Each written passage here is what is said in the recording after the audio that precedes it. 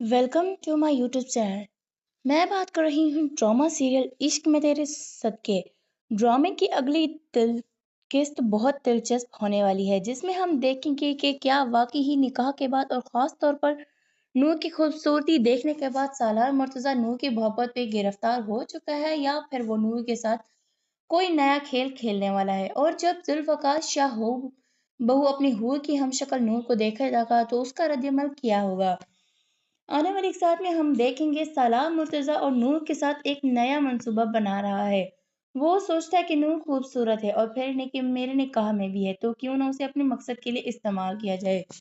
जिस किस्म की पार्टियों में सलाह जाता है, वहाँ स्टाइलिश और हसीन लड़कियों की काफी डिमांड है। उसके जहन में यही चल रहा है कि जब तक नूर मेरे निकाह में, तो क्यों ना छोड़ने से पहले उससे फायदा ही उठा लिया जाए, क्योंकि वैसे भी मुख्तलिफ लड़कियों के साथ ताल्लुक़ रखना उसकी आदत बन चुकी है। अलबत्ता उसे ये अंदाज़ा हो चुका है नूर कोई आम लड़की नहीं है, और जब रुखसती ना हो वो आसानी से उसे जाल में नहीं फँसा सकता। और फिर सालार अपनी माँ के गुस्से से भी डरता है। अगर वो नूर को कोई नुकसान पहुँचाएगा और वो माँ को बता देगी, तो माँ सालार के साथ बुरी तरह पेश आएगी। इसीलिए वो नूर को अपने जाल में फँसाने के लिए नया प्लान बनाता है। नरम लहज़ा इख्तियार करता हुए कहता है कि कल के रवैये में तुमसे माफ़ी माँगना चाहता हूँ। तुम्हारी मासूमियत और खूबसूरती ने मेरा दिल जीत लिया है। मैं सच में तुमसे मोहब्बत करने लगा हूँ और खुद को खुशकिस्मत समझता हूँ कि तुम मेरी ज़िंदगी में आई हो।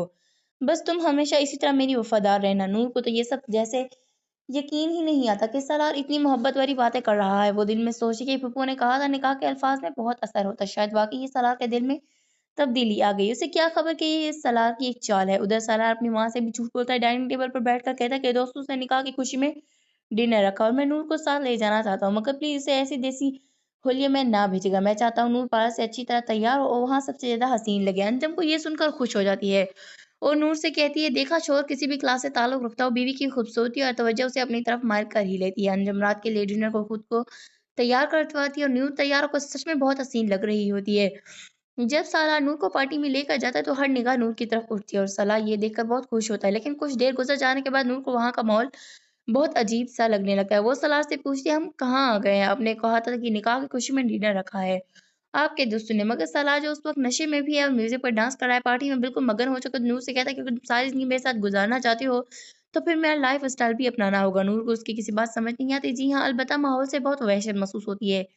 उसका दिल चाहता है कि फ़ौरन वहाँ से भाग जाए, घर चली जाए, जबकि दूसरी तरफ ज़ुल्फ़कार शाह अपने दोस्त अफ़सर को बार-बार फ़ोन करके कहता है कि आखिर वो लड़के कब पकड़े जाएँगे जिनकी वज़ह से मेरी हूर मुझसे जुदा हो गई। वो खुद अपने हाथों से उन्हें सज़ा देना चाहता है। भला आखिर पुलिस स्टेशन से ज़ुल्फ़कार को कॉल आती है। उन लड़कों का सुराग मिल चुका है और उस वक़्त वो लड़के एक पार्टी में मौजूद हैं, लेकिन साथ ही ज़ुल्फ़कार का पुलिस या फिर दोस्त उसे समझाता है कि प्लीज़ वहाँ जाकर कानून को अपने हाथ में मत लेना।